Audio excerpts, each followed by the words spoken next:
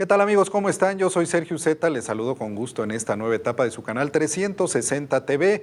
Estamos ya en el programa Alimentar TV, una revista informativa en torno al sector agroalimentario de México y el mundo.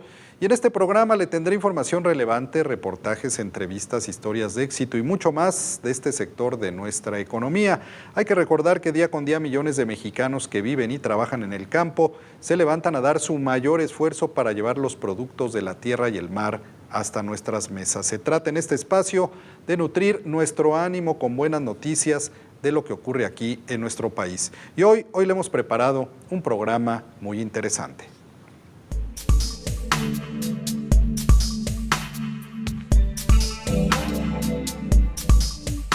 Le informaré que México fortalece su sector pecuario ante el crecimiento de la demanda de proteína animal. Además, conoceremos lo que se produce en las chinampas de Xochimilco y le presentaré el panorama agroalimentario de Colima. Y hoy tendremos al divulgador. Comenzamos, si les parece, con toda la información. Vamos a lo relevante. Las autoridades de la Zagarpa propician acciones que fortalezcan al sector pecuario mexicano. Esto es particularmente importante porque el mercado mundial de proteína animal crece rápidamente y demanda cada vez más volumen de carne de res y de cerdo, entre muchos otros productos. Pero es Marlene González quien nos tiene los detalles de la información.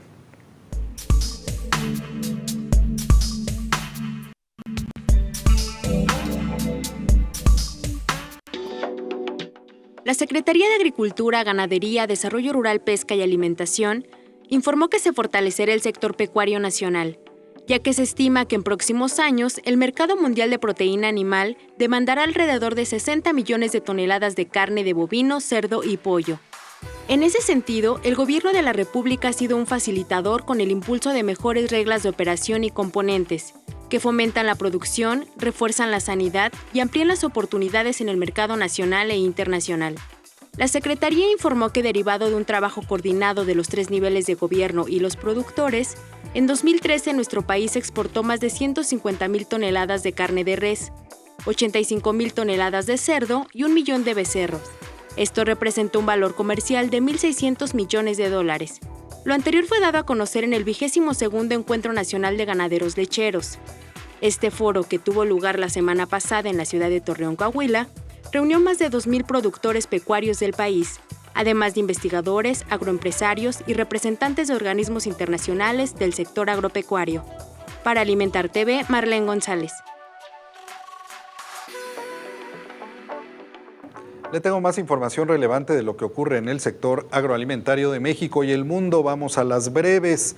A través de la Zagarpa, 68 productores y comercializadores agroalimentarios de 19 estados de la República participaron en el pabellón de México instalado en la FODEX Japón, que tuvo lugar en días pasados en la ciudad de Tokio.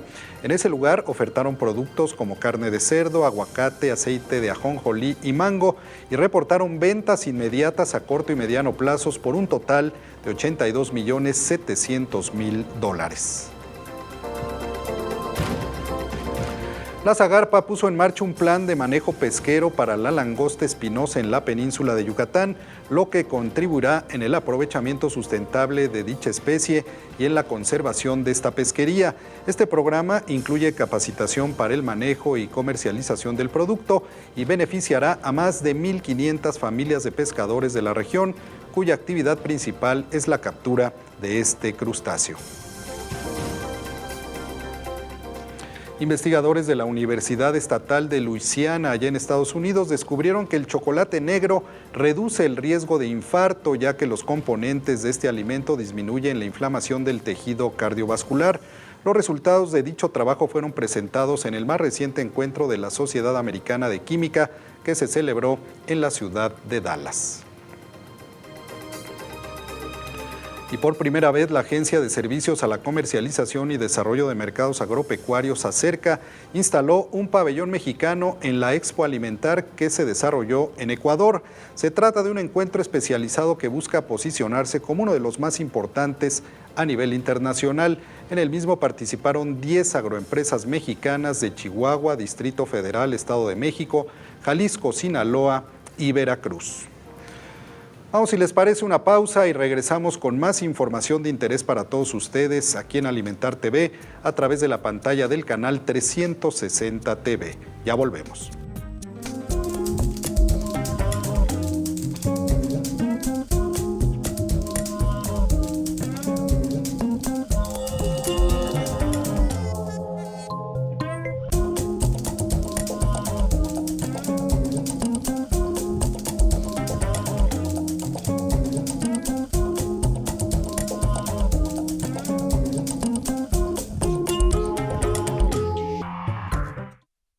Agronatura, el limón. El limonero es un árbol vigoroso de porte erguido con brotes color púrpura que después cambian a verde. El limón acompaña una gran variedad de alimentos mexicanos, sobre todo con pescados y mariscos. Consumir limón previene enfermedades cardiovasculares, promueve la coagulación de la sangre, previene y trata la hipertensión y el infarto al miocardio. Consume limón. Pon limón en tu mesa.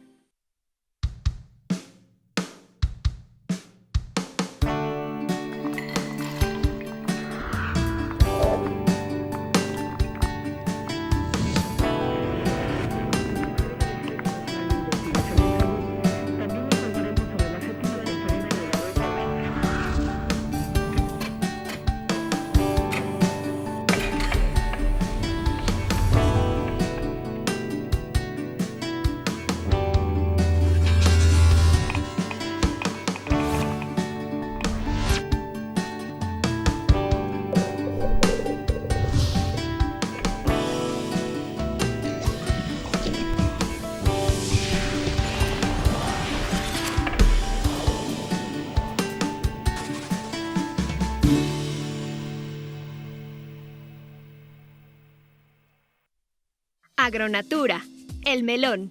Fruta que se consume fresca en ensaladas y postres. Algunas variedades se cultivan por su aroma y otras para fabricar licores.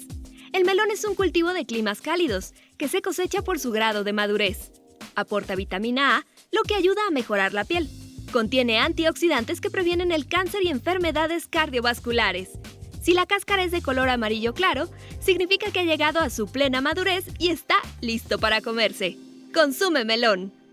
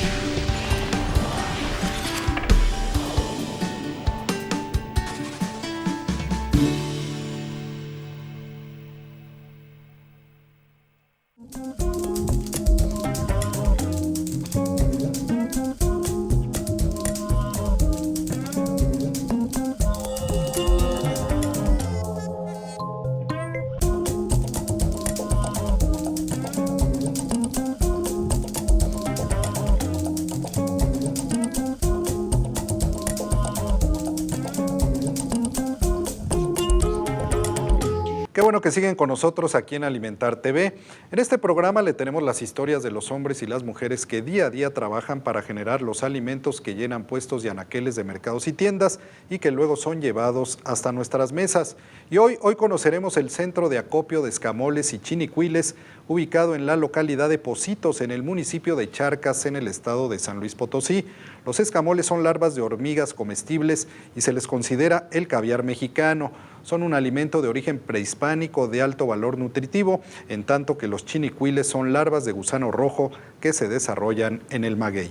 Aquí los detalles de la información.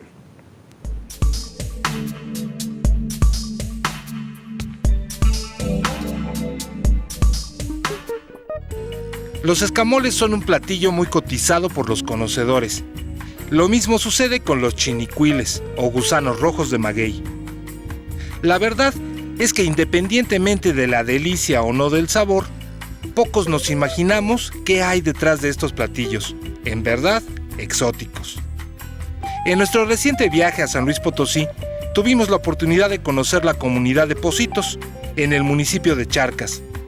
En esta comunidad, de apenas unos 400 habitantes, funciona un centro de acopio de escamoles y chinicuiles apoyado por la Zagarpa. Aquí conocimos a don Benito Bautista Huel, un recolector. ¿Cuándo es temporada de escamoles? Ahorita es en marzo y abril. Ahorita viene la temporada del escamol. Aquí es donde la gente es donde se mantiene de eso ahorita. Y en esta comunidad, ¿como cuántas personas se dedican a colectar el escamol y el gusano? Ahorita en esta comunidad el escamol ahorita es como son como 15 gentes. En el gusano sí son como unas 40 gentes las que saca el gusano rojo. Bueno, para empezar con el gusano, una persona se lleva todo un día para juntar 1 kilo de gusano. Por eso el gusano se compra un poco más caro. Y el del escamol, pues ese es por pareja. Ese puede sacar hasta 4 kilos, estando bien los nidos. Porque hay unos que tienen hasta 2 kilos, 1 kilo y otros tienen hasta 200 gramos. Nosotros sacamos el nido, volvemos a tapar de vuelta. Ese es mejorar. Porque aquí hay muchos que no sabemos sacarlos y ese es el que hace echar a perder los nidos. Pero aquí no, aquí es más mejorar para que no se nos vayan los nidos. O sea que tener más y más todavía. Porque si los destruyemos, nos acabamos nosotros mismos. Esa es la de la hormiga. Y lo del gusano rojo es cuidar la planta, volverla a plantar de vuelta. Porque esa es una plaga que le cae abajo en el huesito del maguey. Y ese lo sacamos y lo volvemos a plantar de vuelta. Esa es ya la reforestación. Y ahorita pues todavía tenemos como ¿cuántas hectáreas reforestadas? Unas 10 más. Unas 10,000 más o menos de reforestadas. 10. Pues mire, los primeros años algo perdido, hay que contar las buenas y las malas. Los primeros años sí perdimos, pero no nos dejamos y subimos al siguiente año, subimos. De ahí para adelante como que ya nos ha ido un poquito más o menos. Nosotros tenemos de aquí a 10 años aumentar ya más. Eso es la mira de nosotros. Porque aquí FIDA nos dio una camioneta. Y ahorita la vamos a ver, una Nissan 2008. Que esa se pagó en 3 años. Me lo había financiado a 5 años. Pero sí logramos luego pagarle eso. A la Universidad de Querétaro, de Querétaro. Y ahí por eso le digo que sí vamos ahí un poquito más. Tenemos 5 años ya en esto. 5 años construidos aquí en el centro de acopio. Zagarpa nos ayudó con el centro de acopio y Zagarpa y la CEDAR. Primer centro de acopio que hicimos, los primeros apartamentos que hicimos. Y todavía ahí nos han dado apoyos todavía. Además del centro, ¿qué otro tipo de apoyos les han dado? Como estos para el manejo del gusano y capacitaciones también. Nosotros tenemos otros ranchitos que es aquí del lado de Charcas, que es Coyotillos, Guadalupe Victoria, aquí de la Trinidad, tenemos San Rafael. Todos los ranchitos los enseñamos nosotros para que sacaran el producto también. Nosotros nos capacitamos, nosotros les dimos unas para que ellos también. O sea que la idea de nosotros es que trabajen ellos y se queden con el dinero, no llevar nosotros gente para traernos el producto. Es la idea que se quede el mismo ranchito, ellos trabajar. Con imágenes de Alberto Gutiérrez y Manuel Vasconcelos, reportando desde San Luis Potosí, Víctor Cruz. Y llegamos a la sección Rostros del Campo, donde le presentamos las caras de todos aquellos personajes que le dan vida a nuestro sector agroalimentario. Y hoy los invitamos a conocer la historia del mercado tradicional de Xochimilco. Por la variedad de productos que ofrece, se ha convertido en uno de los mercados más visitados en la Ciudad de México. Aquí ustedes podrán probar desde platillos prehispánicos, tamales de pescado, ancas de rana, acosiles, quesadillas y barbacoa de carnero. También podrán encontrar una gran cantidad de artesanías de cerámica, flores, dulces típicos, legumbres cosechadas, justamente allá en las Chinampas. Aquí el detalle de la información.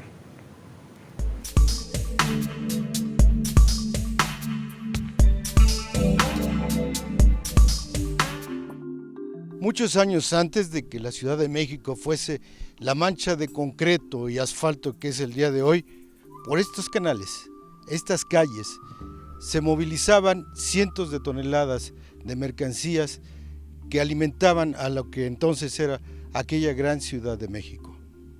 La presencia del hombre y sus asentamientos ha dejado huellas visibles a lo ancho del mundo en todas las civilizaciones con un solo rasgo común: la relación hombre, tierra, agua.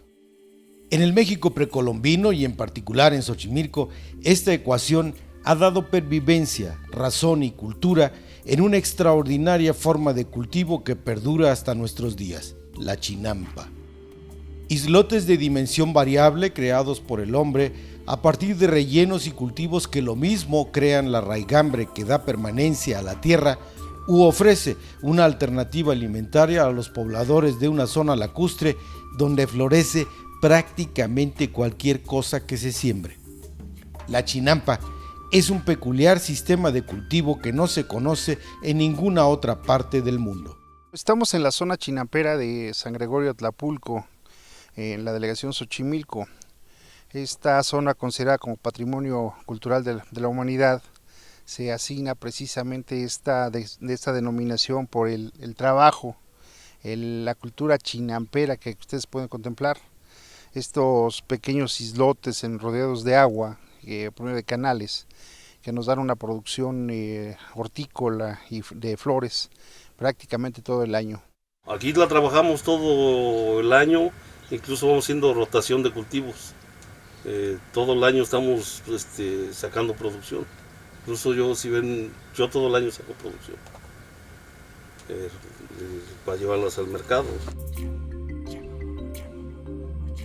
Ahorita pues los compañeros han revertido esta situación, nos hemos dado cuenta que realmente los conceptos de nuestros antiguos son los que prevalecían y hacían precisamente sustentable esta zona.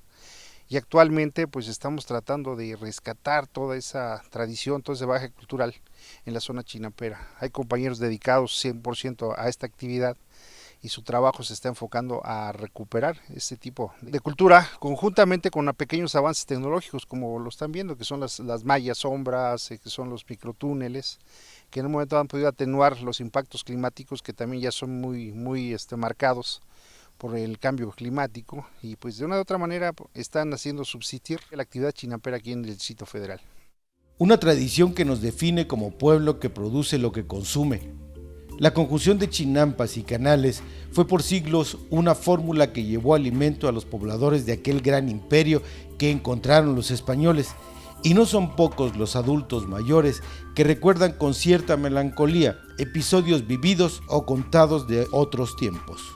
Pues yo creo que aún persiste la cultura, incluso a mí personalmente me tocó todavía llegar de aquí con las verduras a los mercados de Jamaica, que era el centro donde se distribuían nuestras hortalizas antes de la central de abastos.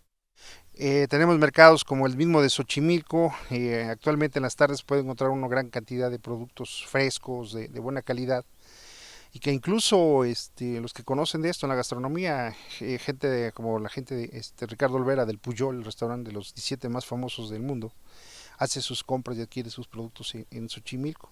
Otro de los grandes centros de abasto es el centro de acopio de Milpalta, donde se llega la cantidad de nopales, pero también los productores aledaños de Mixqui, de San Gregorio y de Xochimilco llegan con sus productos a expandirlos allá. Antes lo que eran los canales llegaban hasta Santa Anita o más allá incluso, y aún así la tendencia sigue siendo hacia el mismo punto prácticamente. El rumbo de Santa Anita son los rumbos de la central de abastos, pero ahora son los grandes camiones los que hacen el desplazamiento de esta mercancía, y hasta hacia Milpalta igual, y en Xochimilco es lo mismo. Allá llegan las carretillas al centro de Xochimilco, ahí viene una cantidad grande de productores expandiendo sus productos. ¿Pero qué es y cómo es una chinampa? Se trata de un seto, un cerco de ramas y arbustos que, montados previamente sobre un cuerpo de agua, dará asiento a un relleno de tierra, muchas veces de los propios sedimentos de un fondo lacustre. Este entretejido de ramas crea una estructura que a su vez es fortalecida por un árbol endémico, el ahuejote, que colocado estratégicamente en el perímetro rellenado, fijará el terreno y la propia chinampa en la medida que hunde su raíz en el mismo. El resto es definir el cultivo que se hará en base a la estación del año o a las necesidades alimentarias. Un factor muy importante del chinamperío Xochimilca es sin duda su impacto en el medio ambiente. Acostumbrados a verlo y a saber que está ahí, muchas veces pasamos por alto la función vital de las zonas verdes de la ciudad, que cada vez menos y cada vez más acotadas extrañaremos un día no muy lejano. Pero lo más importante y por lo que se debe de poner atención en Xochimilco es que nosotros somos un punto de equilibrio en la cuestión ambiental del Valle de México. Los humedales, la captación de agua, todos estos servicios ambientales que se generan, si no se conservan, van a propiciar caos y crisis en el Valle de México. Los humedales son un importante regulador del medio ambiente y se ha notado los cambios climáticos que tenemos. ¿Por qué? Pues porque estos humedales eran lagos, eran chinamperías, kilómetros y kilómetros de chinamperías, de cuerpos de agua que equilibraban precisamente la situación climática. Al perderse todo esto, pues va a ser planchas de concreto, planchas de asfalto que van a hacer que esto sea cada vez peor. Al cubrir de asfalto 1 metro cuadrado de la zona, estamos dejando de infiltrar 600 a 700 litros de agua al subsuelo. Entonces yo creo que la importancia no solo es el valor de la producción, sino también el valor de los servicios ambientales que estamos generando. Y algo más importante, la cultura. La cultura de las chinampas es única en el mundo. En todo el mundo no hay otro lugar como Xochimilco, con esa técnica, con esta cultura, con esa tradición. Esa importancia también es invaluable. Yo creo que son de las herencias que se están dejando o que se están perdiendo y que a lo mejor no van a conocer nuestros nietos. Un Xochimilco donde las nuevas generaciones se debaten entre la tradición y el urbanismo definitivo, y que llegado el momento deberá tomar una decisión. La tradición cultural mimetizada con nuevas costumbres sufre cambios que solo el tiempo nos dirá qué tan buenos o malos. Les voy a decir que aquí en San Gregorio, la gente que se está metiendo duro al campo, a la producción de este tipo de cultivos en específico, son jóvenes, y es una tendencia que no se ve en el país. Porque aquí lo que están viendo los jóvenes es que si le meten a esto, hay recurso y de buen nivel, y tenemos mercado. La ciudad más grande del mundo prácticamente está aquí en la puerta. Si nosotros no les damos de comer, la van a traer de otro lado. Hoy, esta tradición que pone un acento peculiar a toda forma de cultivo conocida está a punto de desaparecer.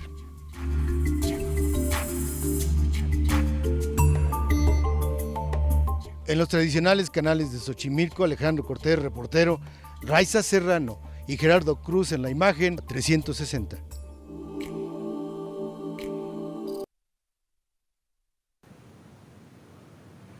Si usted no conoce todavía las chinampas de Xochimilco, las tiene que visitar. Se va a pasar usted un momento súper agradable. Y bueno, aquí en Alimentar TV de plano nos vamos a meter hasta la cocina de mercados, fondas, restaurantes, claustros y demás lugares donde se preparan los alimentos que nos llegan de la tierra y el mar. Y hoy los invito a que aprendamos juntos a preparar el delicioso alambre vegetariano que nos presentan nuestros amigos del restaurante La Cocina de mi Mamá, ubicado en la delegación Coyoacán, aquí en la Ciudad de México. Si les parece, vamos con la receta.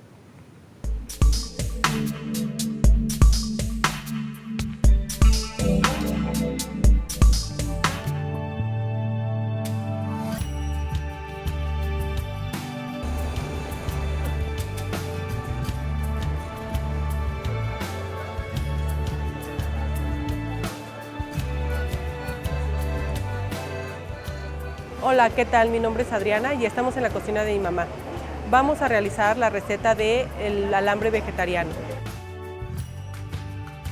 Para esto necesitamos champiñones, pimiento rojo, verde y amarillo, o dependiendo del gusto de cada uno de ustedes. Cebolla, piña y ajo. Necesitamos cortar los champiñones en cuadro, en cubo o al gusto.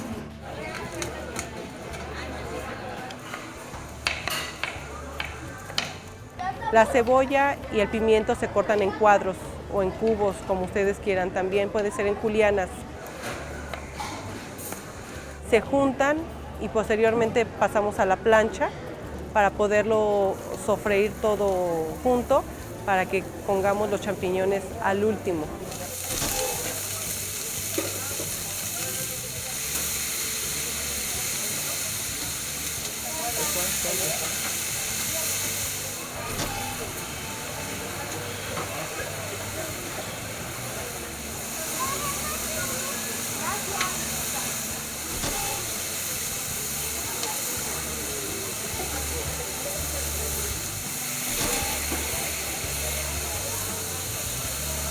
Se le pone la piña al final, en este caso a mí me gusta mucho el sabor agridulce y se le puso piña para que suelte todo el jugo y se sirva al comensal.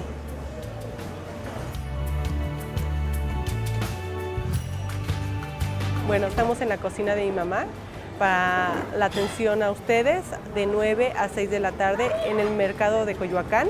Espero que les haya gustado la receta y con mucho gusto el día que ustedes gusten venir estamos para servirles. Hasta luego.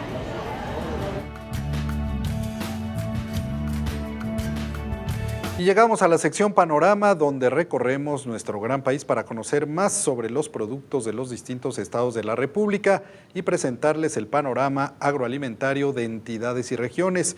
Y hoy dirigimos la mirada al estado de Colima, entidad que pese a su reducido tamaño, ocupa un lugar relevante en las estadísticas agropecuarias de nuestro país, ya que se posiciona como uno de los principales productores de limón, atún, papaya y plátano a nivel nacional. Y esta entidad es considerada un referente nacional en el tema de acuacultura y pesca, sin dejar de lado la ganadería local, que resulta ser una importante actividad productiva de esa región. Aquí, nuestro panorama.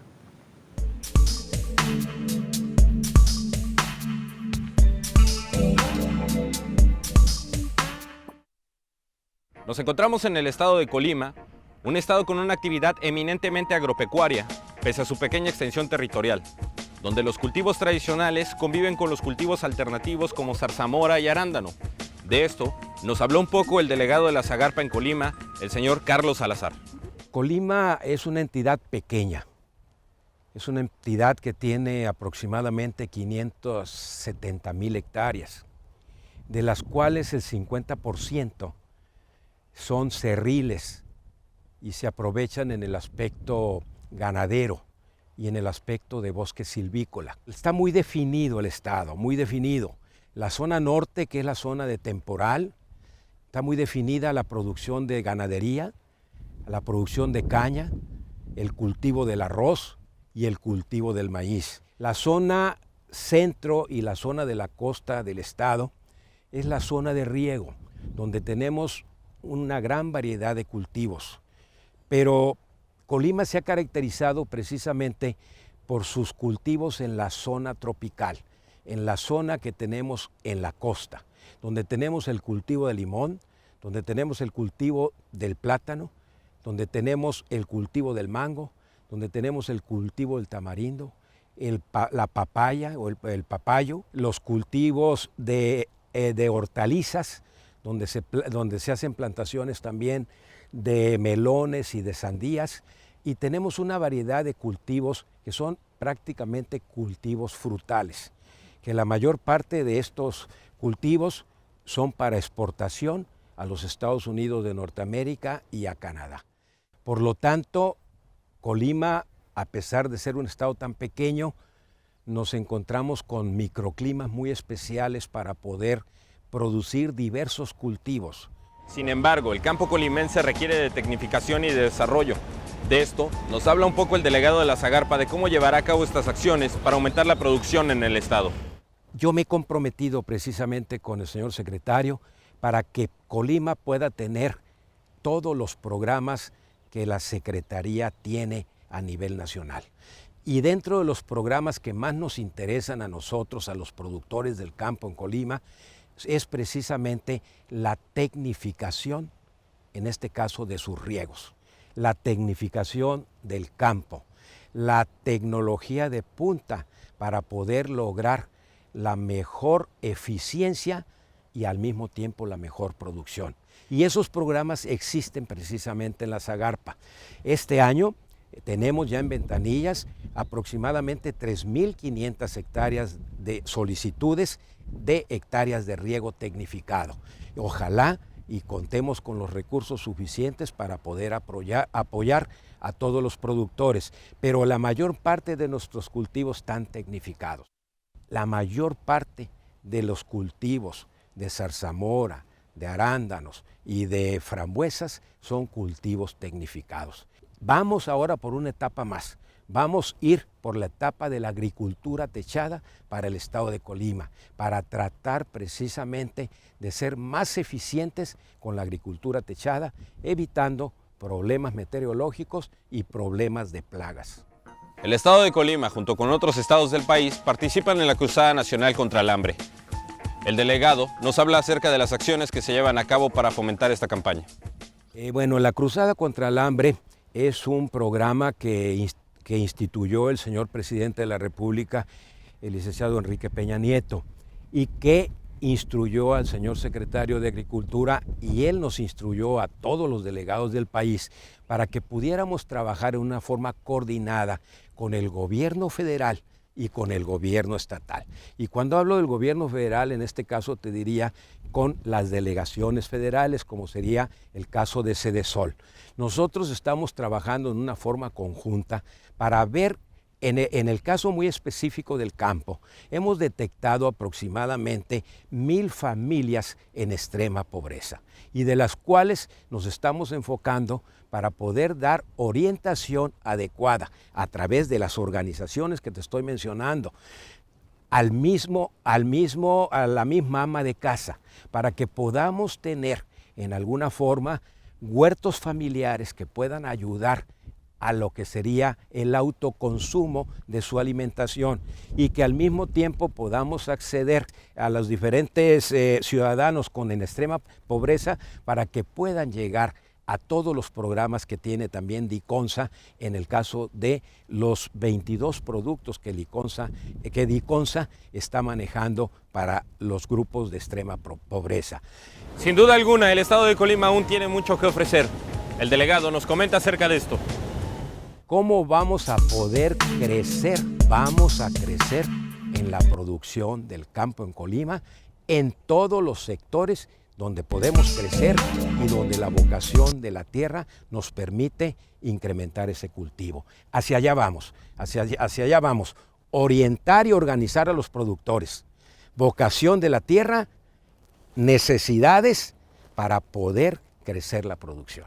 La razón de ser de la Zagarpa es precisamente el apoyo a los productores del campo, pero sobre todo que entendamos que todos tenemos obligaciones. Tienen obligaciones los productores con sus familias y con el patrimonio de sus hijos. Tenemos obligación nosotros como servidores públicos de ayudarlos y de orientarlos. Y yo creo que si conjuntamos esfuerzos, los productores y en este caso la delegación de la Zagarpa, los resultados tendrán que ser positivos al término del sexenio del señor presidente Enrique Peña Nieto, que es nuestro compromiso con él como presidente y con Enrique Martínez y Martínez como secretario.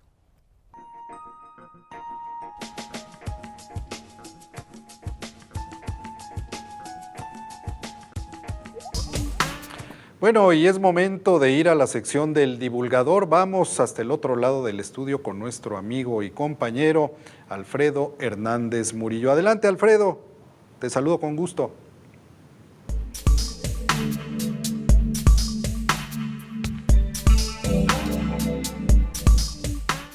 Gracias, Sergio. ¿Qué tal, amigos? Bienvenidos a su sección del divulgador. Hoy vamos a platicar sobre los orígenes de nuestra lengua castellana. Oh lengua de los cantares, oh lengua del romancero, te habla Teresa la mística, te habla el hombre que yo quiero. En ti he arrullado a mi hijo, e hice mis cartas de novia, y en ti canta el pueblo mío. La más rica, la más bella, la altanera, la bizarra, la que acompaña mejor las quejas de la guitarra.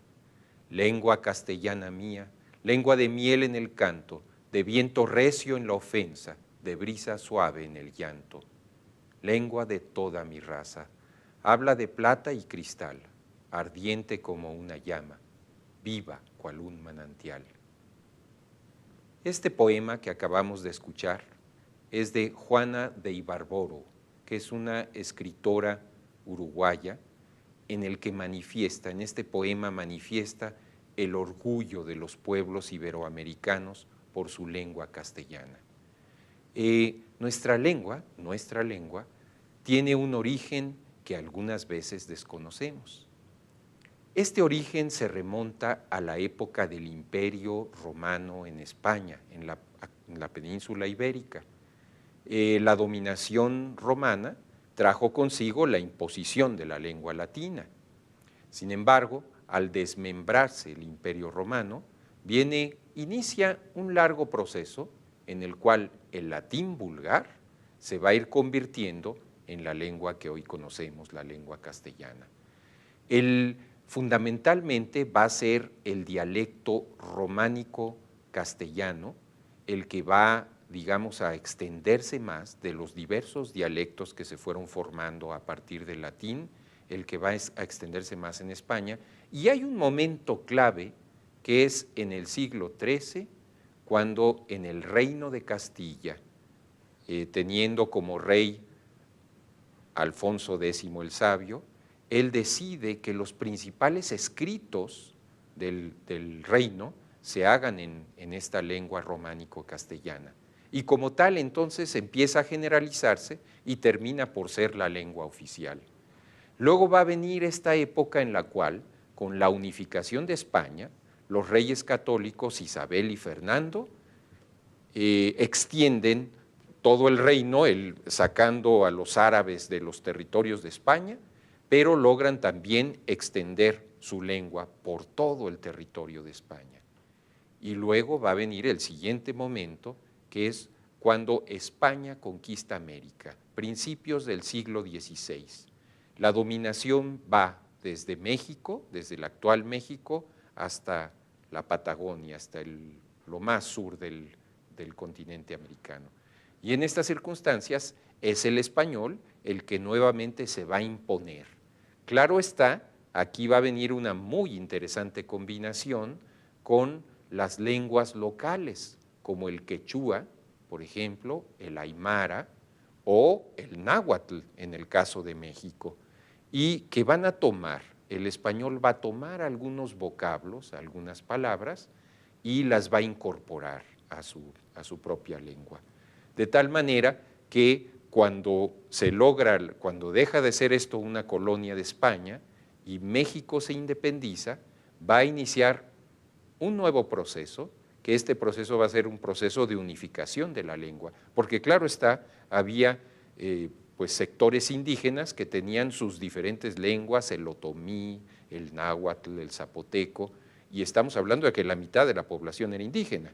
Entonces, en ese momento se extiende el español poco a poco hasta llegar a la circunstancia que tenemos en la actualidad, en que la mayor parte de los mexicanos tenemos como nuestra lengua fundamental el español. Por último, quiero decirles que la lengua española es la segunda lengua de hablantes a nivel de cantidad de hablantes en el mundo y que cerca de 400 millones de personas en América hablan esta lengua, es decir, el 90% de los hablantes de español en el mundo están en Latinoamérica. Muchas gracias, les agradezco su escucha y gracias, Sergio. Hasta luego. Pues ahí tiene usted la lengua española en voz del divulgador Alfredo Hernández Murillo. Gracias, Alfredo. Hasta la próxima. Y bien, amigos, es así como llegamos al final de su programa Alimentar TV, aquí en el canal 360 TV.